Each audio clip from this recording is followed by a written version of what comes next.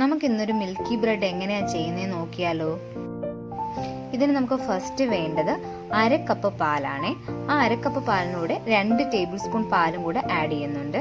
ഇതിലേക്ക് 1.5 table spoon പഞ്ചസാരയും 1 teaspoon ഈസ്റ്റും കൂടെ ആഡ് ചെയ്യുന്നുണ്ട്.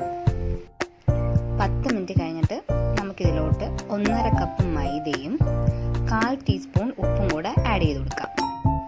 ഇനി ഇതിലേക്ക് 2 ടേബിൾ സ്പൂൺ ബട്ടറും കൂടെ ആഡ് ചെയ്യണം. എന്നിട്ട് ഇതിനെ നന്നായിട്ടൊന്ന് മിക്സ് ചെയ്തെടുക്കണം. നന്നായിട്ടൊന്ന് മിക്സ് ചെയ്തെടുത്തതിന് ശേഷം നമ്മളൊരു ടേബിൾ ടോപ്പിലോട്ട് മാറ്റിയിട്ട് ഇത് നന്നായിട്ടൊന്ന് കുഴച്ചെടുക്കണം. ഏകദേശം 10 മിനിറ്റോളം നമ്മൾ തുടർച്ചയായിട്ട് ഇങ്ങനെ കുഴച്ചുകൊണ്ടേയിരിക്കണം. ഈ 10 മിനിറ്റൊക്കെ ആകുമ്പോഴത്തേക്കും മാവ് നല്ല സ്മൂത്തായിട്ടുണ്ടാവും. ഈ സ്മൂത്തായ മാവിനെ നമ്മൾ 10 മിനിറ്റ് ഒന്ന് മാറ്റി വെക്കണം.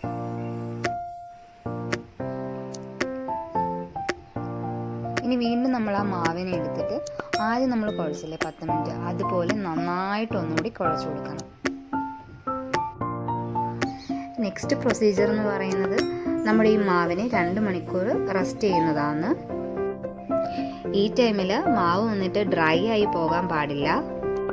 ഇതിനായിട്ട് നമുക്ക് മാവിനെ ഒന്ന് 1 ടേബിൾ സ്പൂൺ സൺഫ്ലവർ ഓയിൽ വെച്ച് ഒന്ന് കവർ ചെയ്തെടുക്കാം.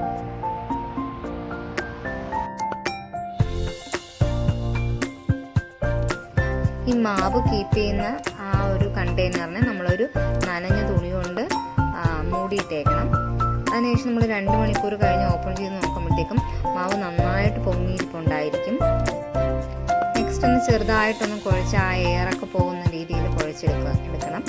അതിനുശേഷം നമ്മളൊരു ടേബിൾ ടോപ്പിലോട്ട് വെച്ചിട്ട് ഇതിനെ ഒന്ന് ജസ്റ്റ് പരത്തിയെടുക്കുകയാണ്. ഇനി അടുത്തതായിട്ടെന്ന് വെച്ച് കഴിഞ്ഞാൽ നമ്മൾ ഈ പരത്തി വെച്ചേക്കുന്ന മാവിന് നമ്മൾ ചെറുതായിട്ടൊന്ന് റോൾ ചെയ്തെടുക്കുന്നുണ്ട്.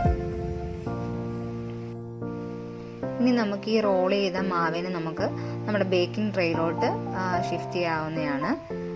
എന്നിട്ട് നമ്മൾ ആ ബേക്കിംഗ് ട്രേയുടെ ആ ഷേപ്പിലാവുന്നത് വരെ മാവിനെ ഒന്ന് പ്രസ് ചെയ്ത് കൊടുക്കണം. ഇനി നമ്മൾ വീണ്ടും ആ നനഞ്ഞ ടവൽ കൊണ്ട് ഈ ബേക്കിംഗ് ട്രേ ഒന്ന് മൂടിയിട്ട് വീണ്ടും ഒരു 1 അവർ കൂടെ നമ്മൾ റെസ്റ്റ് ചെയ്യാണ്.